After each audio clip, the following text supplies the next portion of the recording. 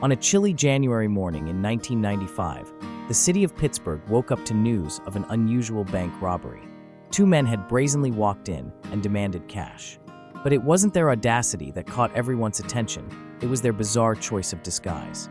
Instead of wearing masks or hoods, they had smeared lemon juice all over their faces. Their logic: lemon juice can be used as invisible ink, so surely it would make their faces invisible to security cameras, right? The robbery itself was initially successful, with the pair making off with over $5,000. However, their victory was short-lived. Within days, CCTV images of their faces were plastered across local news channels. When the police caught up with one of the robbers and showed him the footage, his response was one of genuine disbelief.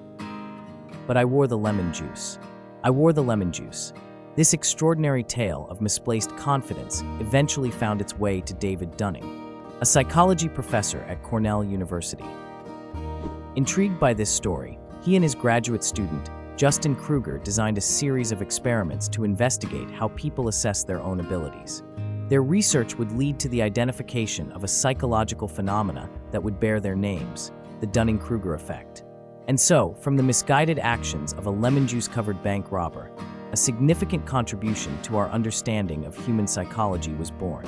It's a reminder that sometimes the most profound insights can come from the most unexpected places.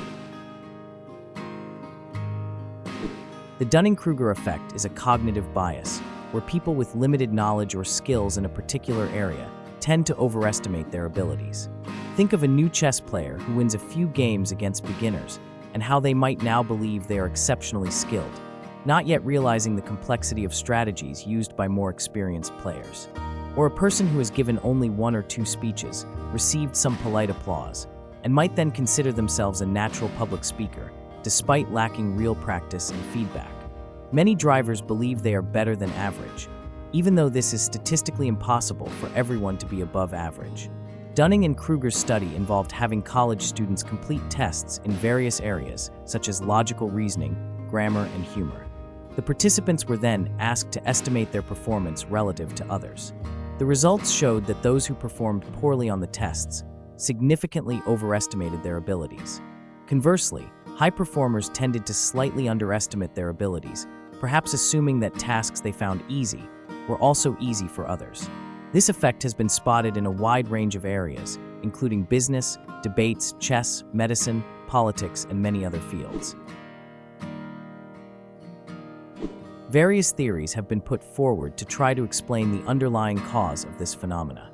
Dunning and Kruger's original explanation was that a lack of metacognitive abilities is responsible.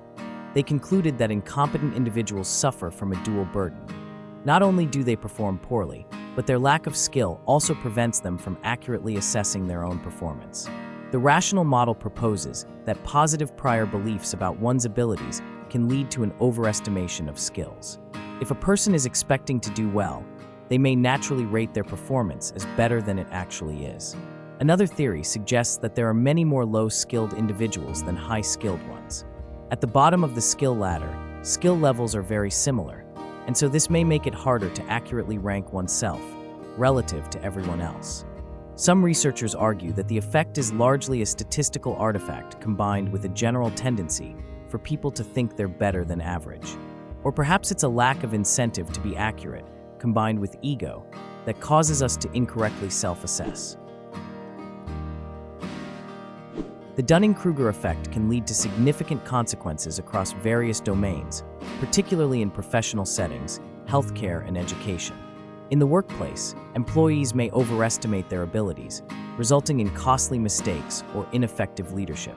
The Dunning-Kruger effect can also manifest in high-stakes fields like aviation, where overconfident pilots might operate aircraft beyond their capabilities, risking lives. Recognizing and addressing this cognitive bias is essential for personal growth and safety. So what can we do to combat the Dunning-Kruger effect? We should actively seek regular feedback from various sources, including peers, supervisors, and mentors, to gain a more accurate understanding of our abilities.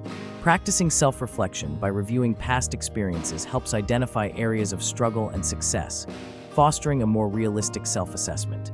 Cultivating humility is also essential.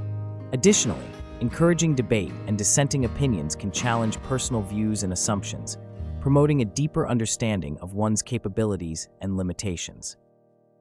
Have you ever experienced the Dunning-Kruger effect in your personal life?